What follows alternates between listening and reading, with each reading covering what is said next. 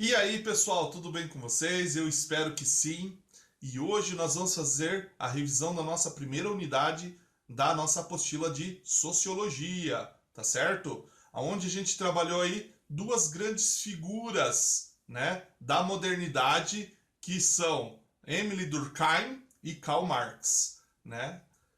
Trabalhando o Emile Durkheim, a gente trabalhou dois conceitos muito fundamentais para ele, para a construção da sua teoria sociológica, né? O Durkheim, ele vai entender a sociedade como uma realidade objetiva, né, que é mais do que a soma das consciências particulares, né? Ou seja, nós temos aí, né, uma consciência coletiva da qual nós participamos, todo o indivíduo participa. Essa junção, né, de células, de indivíduos, né, é capaz de formar um organismo, né, que nós chamamos de sociedade, que é muito complexa, né, porque possui diferentes partes que formam, né, toda essa complexidade que é, né, a sociedade. E para isso, né, ele vai trazer o conceito de fato social. O que é o fato social, professor? Né? É toda maneira de agir, né, comum, né, ou, né, ao conjunto de uma dada sociedade, né, que seja coercitiva, né, que vai ser um outro fator que ele vai trazer para nós, geral, né, que tem generalidade e que seja exterior aos indivíduos. Né? Então, essa forma de agir que os indivíduos têm dentro da sociedade, ela vai ser recebida da sociedade. Né? Ou seja, você não age da forma que você pensa que age, né? Mas sim do jeito que a sociedade quer que você haja. Né? Então, isso vai ser a representação do fato social. Né? Para esse sociólogo, né, a gente deve compreender o fato social como uma coisa, né? Ou seja, né, um fenômeno que é exterior e objetivo, né, que deve ser observado de uma maneira neutra e imparcial na sociedade, né, para quem vai estudar, né, o acontecimento em si, o fato que está acontecendo, aquilo que está exercendo coerção em você, aquilo que está sendo externo a você, aquilo que é geral, que muitas pessoas, um grupo ou muitas pessoas estão vivenciando naquele momento, né? E isso vai ser possível graças à coerção social. O que vai ser a coerção social? O Durkheim vai entender que a sociedade deveria manter-se unida com os indivíduos de alguma maneira, né? Sendo solidários uns com os outros e compartilhando certos valores que são comuns. Né? Isso o Durkheim vai chamar de consciência coletiva. Né? Existe essa consciência coletiva onde a sociedade subsiste aí, né, valendo-se da coerção entre os seus membros. Só existe sociedade porque existe, né, o medo do julgamento dos outros. Né? E para entender como funciona a coerção social, o Durkheim vai elaborar o seguinte conceito. Né? Ele vai trazer para nós o conceito de sociedade mecânica e o conceito de sociedade orgânica. O que isso quer dizer? Dentro da sociedade, todas as pessoas exercem uma função, né? Essa função nós chamamos de divisão de trabalho, tá certo? Essa divisão de trabalho, ela dentro da sociedade que é mecânica, né? A coerção, né, dos indivíduos tem menor diferenciação entre si porque eles acabam respeitando as regras que existem dentro dessa sociedade, que são regras coletivas. Né? Por quê? Porque elas têm medo de serem punidas por descumprir essas regras. Durkheim entende que, por exemplo, as sociedades indígenas que apresentam uma solidariedade do tipo mecânica, existe uma consciência coletiva mais elevada do que a divisão de trabalho. Porque quando você convive com várias pessoas que vivenciam as mesmas regras que você, né, você tem medo do julgamento que ela vai fazer se você for contra essas regras. Então você se mantém na linha, né? Já na sociedade orgânica, a gente vai ver que existe uma maior divisão de trabalho e uma consciência coletiva menor. O que isso quer dizer? Né? Essa sociedade, possivelmente, ela é mais complexa, fazendo com que os indivíduos desenvolvam uma maior diferenciação entre si. Né? No que nós podemos dizer, né, os trabalhos, por serem mais especializados, os indivíduos, né, não dependem muitos uns dos outros, né? E portanto a coerção social se torna mais forte do que na mecânica, né? Ou seja, a solidariedade orgânica seria própria das sociedades capitalistas e industriais, né? Ou seja, das sociedades com um maior nível de divisão de trabalho, né? E que tem menor consciência coletiva, diferente da sociedade mecânica, que vai ter maior consciência coletiva e menor divisão de trabalho. Então, nós vimos esses dois conceitos bem presentes da sociologia de Durkheim. Depois nós trabalhamos Karl Marx, né, que ele vai fazer uma análise da sociedade capitalista dentro do seu tempo. Não só dentro do seu tempo, mas também fazendo um resgate histórico e psicológico da sociedade antes da sociedade dele, para ele elaborar a sua teoria, né? A visão de sociedade que o Karl Marx tem, né, mesmo ele sendo um filósofo, né, que jamais usou a palavra sociologia na sua vida, né, ou em sua obra, Marx, ele é um dos fundadores da sociologia, né, porque o seu pensamento indica que as ideias são produtos das ações, né? Então, assim, na visão do Karl Marx, a gente vai entender a sociedade, né, que ela tem uma relação dos indivíduos com as condições materiais nas quais o indivíduo produz na sua vida. E isso vai dar início à filosofia que ele vai chamar de materialismo histórico. O que isso quer dizer? Essa expressão, né, faz uma análise social, né, de Marx, aonde, né, ao longo da história, com as sociedades, elas se organizaram de acordo com o seu modo de produção, né?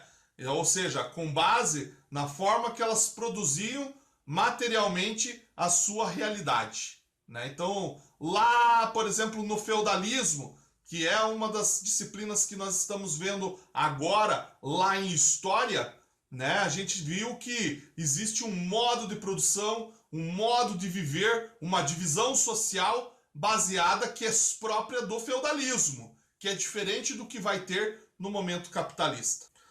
Marx vai entender, né, então, a partir desse exemplo, né, que quando os modos de produção existem dessa maneira, toda sociedade, né, que se divida em classes sociais que sejam diferentes entre elas, né, como é o caso da sociedade feudal que eu falei como exemplo, né, que nós temos lá a divisão social, né, que nós temos a nobreza e temos também, né, os servos, né, então são classes antagônicas, né, grupos que têm interesses que conflitem entre si, né, então uma dessas classes detinha a propriedade, né, dos modos de produção e, portanto, ela acabava explorando a outra classe social, né, que não tinha produção, somente a sua força de trabalho, né? Então, a gente tem aí, né, para Karl Marx, nesse momento histórico, né, da sua linha histórica, no momento em que ele está vivendo, a burguesia, né? Os burgueses, que eram uma classe explorada, né, pela nobreza, acabaram por se tornar, né, aqueles que tiveram mais poder quando, né, eles começaram, através do comércio, a gerar riquezas e ficar mais poderosos do que os nobres, né, através, né, dessa mudança histórica que houve, né, ou seja, há uma transformação histórica, né, que ele vai chamar de dialética, né? Como que vai acontecer essa dialética, né?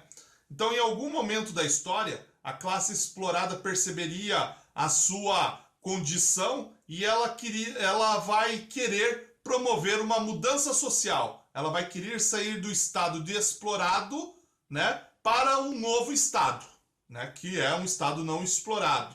Então, ela vai alterar o rumo da história, tornando ela mesma a classe dominante. A forma dela não ser explorada é se ela for o explorador, né? Esse processo o Karl Marx vai entender como a dialética da história. É assim que a história funciona, né?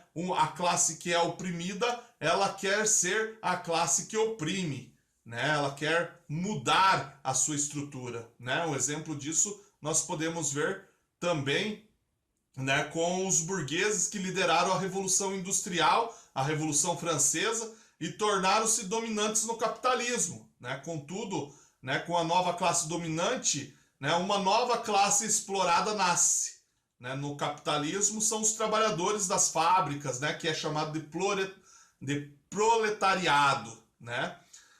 E, né, segundo Karl Marx, essa história vai continuar, porque a história ela é cíclica, né? Então agora esses trabalhadores, né, vão mudar a história. Eles vão querer deixar de ser os explorados, os oprimidos, né? Então Marx vai escrever um livro chamado, né, Manifesto Comunista em 1848, junto com seu amigo Engels, né, para investigar aí os trabalhadores e lutar pelo comunismo.